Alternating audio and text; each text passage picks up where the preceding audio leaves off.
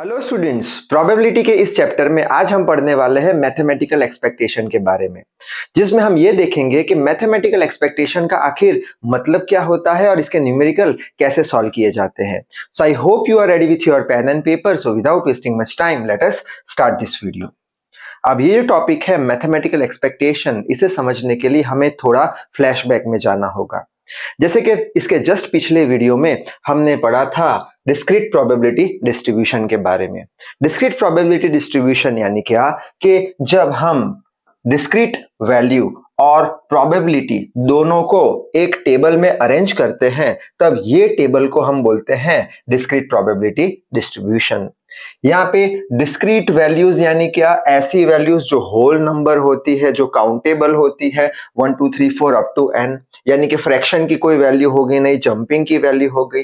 और ये जो है p ऑफ x, यानी ये जो डिस्क्रीट वैल्यू है वो होने की probability p of x1 p of x2 ऐसे करते करते p ऑफ xn।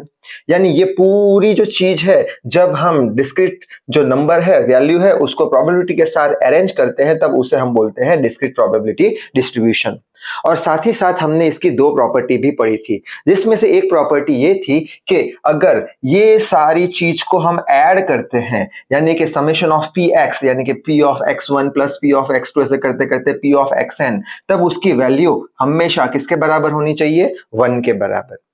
तो अगर ये वाली कंडीशन और ये वाली कंडीशन दोनों सेटिस्फाई होती है, तो हम बोलेंगे कि x का जो मैथमेटिकल एक्सपेक्टेशन है या फिर x की जो एक्सपेक्टेड वैल्यू है, उसे हम e ऑफ x के सिंबल से डिनोट कर देंगे। और e ऑफ x का इक्वेशन जो होगा वो होगा x1 into px1 plus x2 into px2 plus करते करते xn इंटू pxn।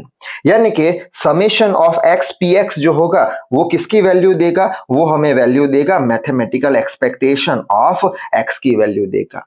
तो ये वाला इक्वेशन याद रखना जरूरी है। ये इक्वेशन को हम मैथमेटिकल एक्सपेक्टेशन बोलते हैं, किसका? x का। अब ये इक्वेशन कहां पे अप्लाई करना है न्यूमेरिकल्स में, वो देख लेते हैं। तो वापस से मैंने ये इक्वेशन यहाँ पे लिख के रखा है कि x का मैथमेटिकल एक्सपेक्टेशन या x की एक्सपेक्टेड वैल्यू किसके बराबर होगी? x1 into px1 plus x2 into px2 plus dot dot dot up to xn into pxn। यहाँ पे एक न्यूमेरिकल लिखा है, वो सॉल्व करेंगे तो और अच्छे से समझ में आ जाएगा। न्यूमेरिकल में हमें ऐसा कुछ डिस्क्रीट प्रोबेबिलिटी डिस्ट्रीब्यूशन देके रखा है। यहाँ पे हो गया x जो डिस्क्रीट प्रोबेबिलिटी है, यहाँ पे लिखा है डिस्क्रीट प्रोबेबिलिटी डिस्ट्रीब्यूशन देके रखा है, और साथ में उसकी प्रोबेबिलिटी p ऑफ x देके रखी है। और हमें पूछा क्या है? दो चीज पूछी है। सबसे पहले तो e ऑफ x फाइंड करना है, यानी मैथमेटिकल एक्सपेक्टेशन x का फाइंड करना है, या फिर x की एक्सपेक्टेड वैल्यू फाइंड करनी है। और दूसरा क्वेश्चन क्या है? e ऑफ x स्क्वायर हमें ढूंढना है।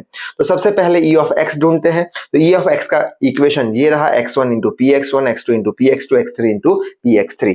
अब x1 कितना है? 0, तो 0 रख दिया।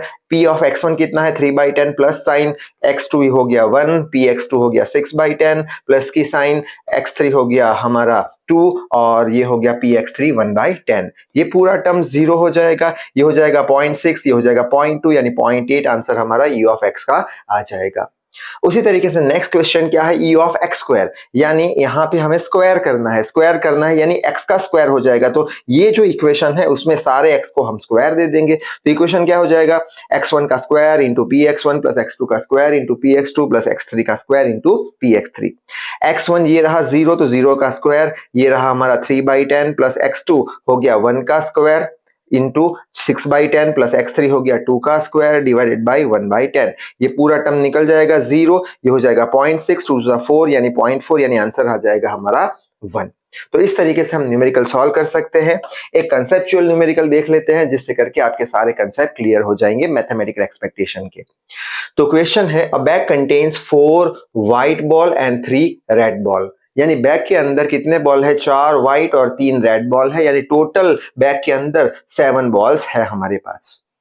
आगे क्या बोला है? अ पर्सन ड्रॉस 2 बॉल्स रैंडमली, यानी कि एक इंसान है जो बैग में से 2 बॉल निकाल रहा है रैंडमली। अब कौन से कलर के है वो पता नहीं है, 2 बॉल हमें निकालने हैं।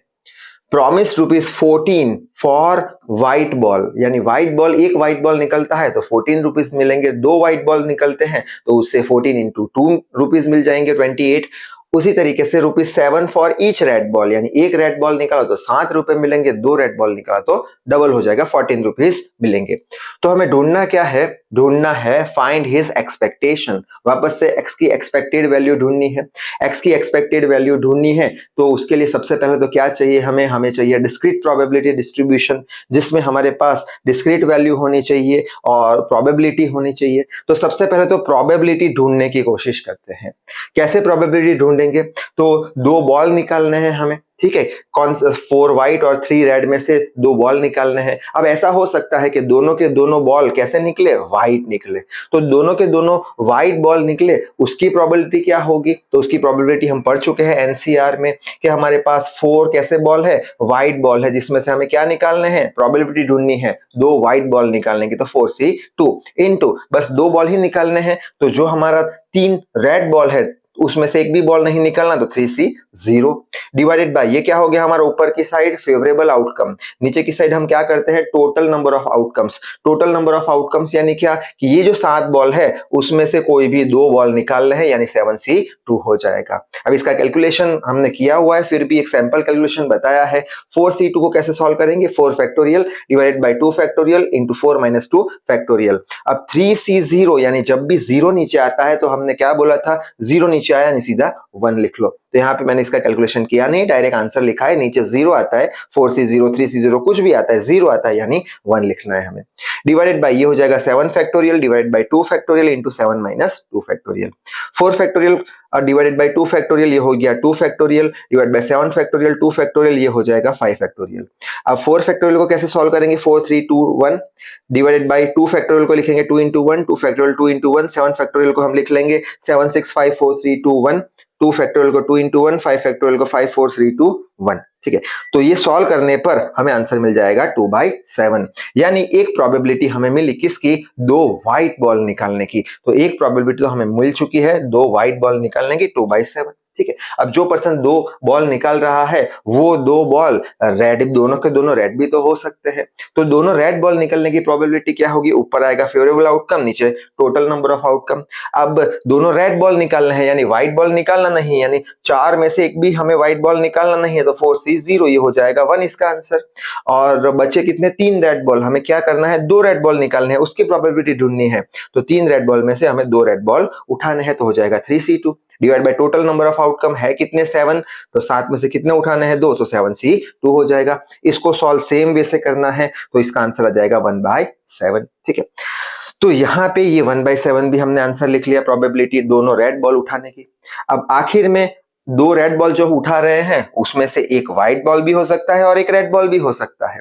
तो व्हाइट बॉल उठाने की प्रोबेबिलिटी और एक रेड बॉल उठाने की प्रोबेबिलिटी क्या होगी कि 4 में से एक व्हाइट बॉल, तो 4 में से एक व्हाइट बॉल और 3 में से एक रेड बॉल, तो 3 में से एक रेड बॉल। ठीक है, divided by total number of outcome, 7 ball में से 2 बॉल उठाने, तो ये आ जाएगा प्रोबेबिलिटी 4/7, एक रेड और एक व्हाइट की 4/7, यानी प्रोबेबिलिटी तो हमें मिल चुकी है। अब हमें क्या फाइंड करना है? हमें फाइंड करना है डिस्क्रीट वैल्यूज।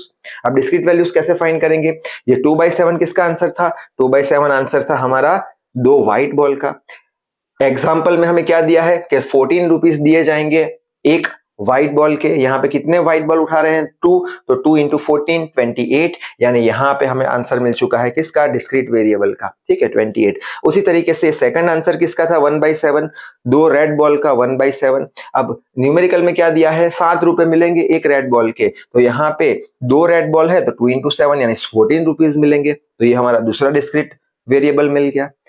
नेक्स्ट क्या है? 1 व्हाइट बॉल और 1 रेड बॉल। एक व्हाइट बॉल का प्राइस कितना है? 14 प्लस एक रेड बॉल का कितना है? 7, यानी टोटल कितने मिलेंगे? 21 रुपीज मिलेंगे। तो ये आ गया 21, यानी अब हमारे पास डिस्क्रीट जो प्रोबेबिलिटी डिस्ट्रीब्यूशन है वो आ चुका है। बस अब हमें क्या ढूंढना है? अब हमें इसकी एक्सपेक्टेड वैल्यू ढूंढनी है। एक्सपेक्टेड वैल्यू कैसे ढूंढेंगे? वही हमारा equation u of x is equals to x1 into px1 plus x2 into px2 plus x3 into px3।